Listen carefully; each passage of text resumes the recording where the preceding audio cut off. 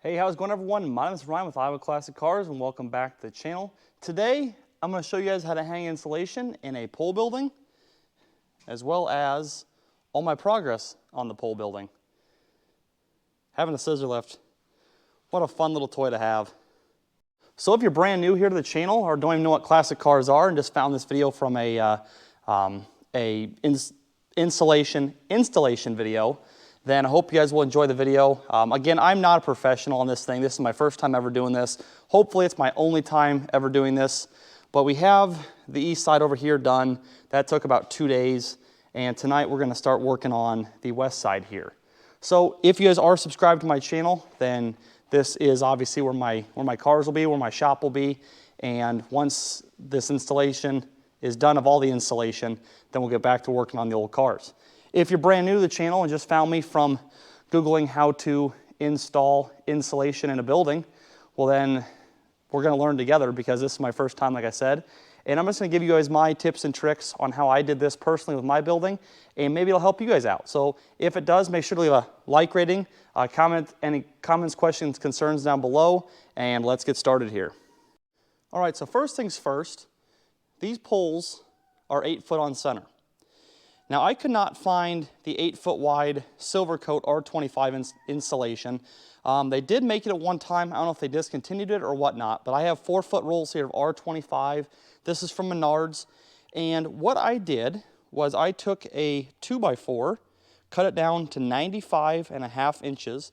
And the reason why I did that was because on the east side over there, at 96 exactly, you're right here, there just wasn't enough room that I felt comfortable, hanging that much weight. So cut it just a little bit short of 96. It hangs over just a little bit like that. And then it just gives you a little more play to get that thing more secure on the building. So like I was saying, I cut this down to 95.5 inches, so almost 8 foot. I put the two pieces together.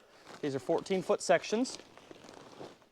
And something that no one really explained in video was how you actually have to kind of sandwich this together in order to get it up at the very top. My scissor lift is a SJI 3226, so it wasn't big enough to throw these whole rolls in, especially since they're cut right here, they want to separate. So I got some of these metal support rods from the local utility company, and these are just like on transformers to hold the transformer in place. But as you guys can see, they each have 1, 2 holes. So I have 1, 2, I have 3 of those total, kind of sandwiching it between the 2x4 and the metal. So when we hang this thing, it will not come loose, and we can slam that whole thing right up there in one piece. So this probably isn't the best way to do this, or there probably is an easier way, like using a pipe, but we are taking a 2x4 and running it in between the trusses right there. And we have a cable that we throw over the 2x4. It comes straight down. We tie it right in the middle of that 2x4 on the insulation. And then we kind of pull it like a pulley system and get it up there. Now once it's up there against the wall, and you guys will see this in a little bit when we do a time lapse, when it's up against the wall, we take the scissor lift, drive in front of it so it can't come out again, and then we both go up, we hold it in place, and we screw it to the very top of the poles. So it's kind of confusing to explain, but really, really simple when you guys see it in action. So here's the top of it. As you can see, we have 3 screws on each side, just right below the trusses. That's 14 foot exactly. Now what I did here, I took a 2x6 and put that on the ground. I saw a video on YouTube, the guy did that to tuck the insulation in, and it's a really good idea. So I would definitely recommend doing that just to keep it clean and tidy. This is kind of my practice wall right here, but I might put another 2x4 right here in the middle, not sure yet. But because these walls are 14 foot tall, 8 foot on center wide, I bought a 4x8 sheet of plywood for the bottom. So the 4x8s will go across right here. And then I bought 2 4x10s, so we'll have 1 4x10 here and 1 4x10 here. This one will need no modification whatsoever. This one will need a little bit of notching around the wind brace. But we'll have 3 pieces of OSB, no trimming on the OSB really, I mean no cutting, a foot or two off on the corners there. And really other than that, it's pretty just cut and paste. So again, this is just my practice one here.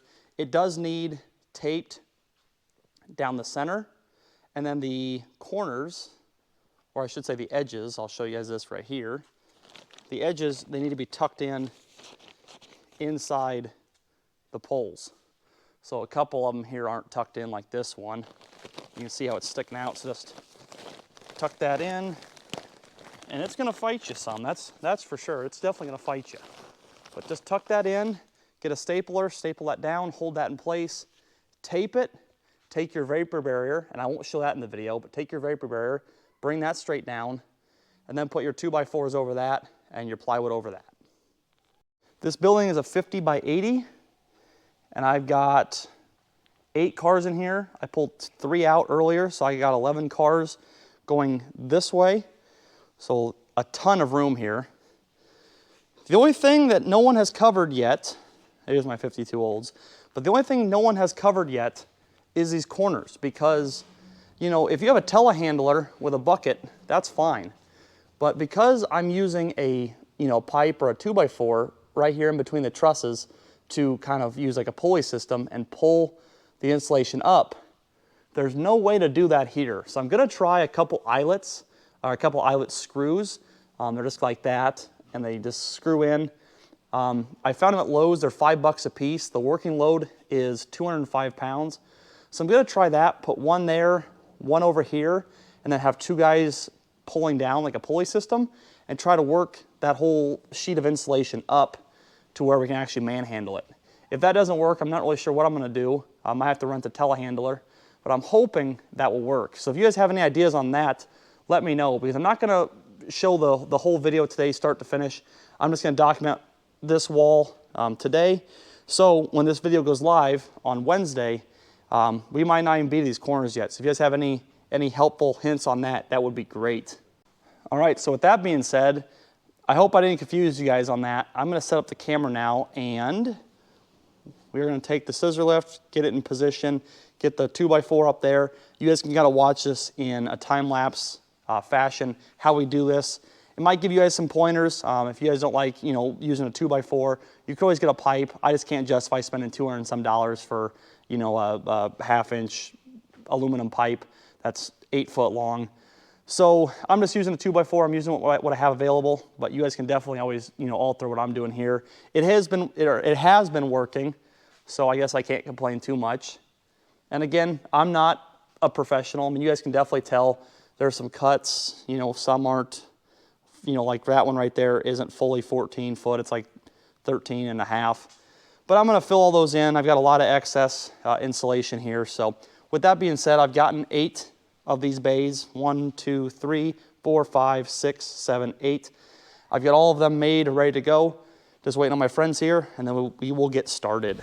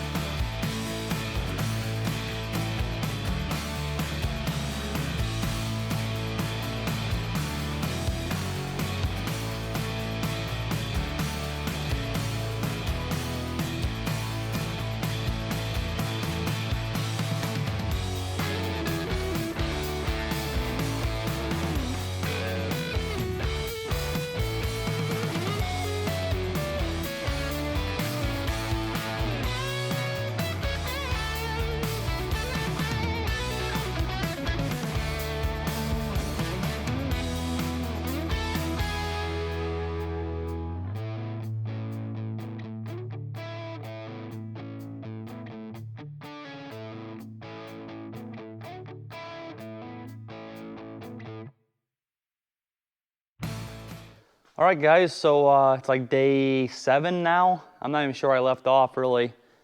Have to go back and edit this. But got the door framed and pretty much got this entire wall, except for the last 2 bays, done. So we're almost halfway there. So I just want to kind of recap. I got 4x8s on the bottom here. I had a 3/8 spacer along the whole edge of the floor. I did break a marker, so I stained the concrete, but I should be able to come up with some mineral spirits. But yeah, as you guys can see, really uniform.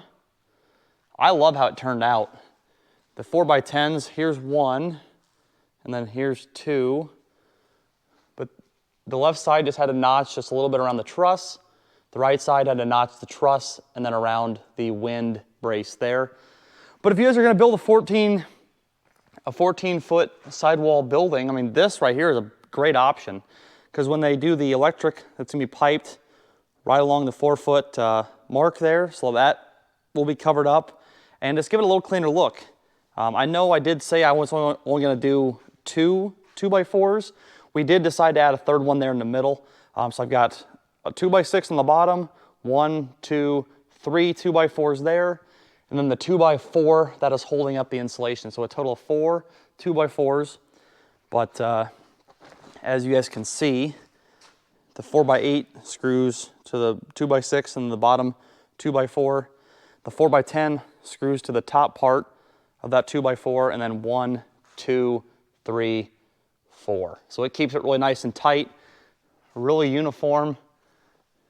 There's a little bit of variation on, you know, on some waviness, but that's just kind of how the wood is, I believe. But I mean, it looks really, really good here. So I just wanted to more or less show you guys this. You know, I'm not working on cars this week.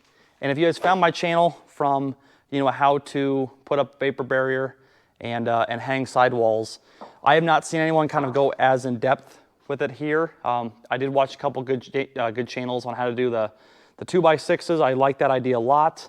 And then how to hang the vapor barrier. So it all kind of comes together here. Definitely doable. If you had like a 12-foot building, you know, I would just do a 4x8, a 4x8, and a 4x8. I like this a lot. I'm going to paint this white.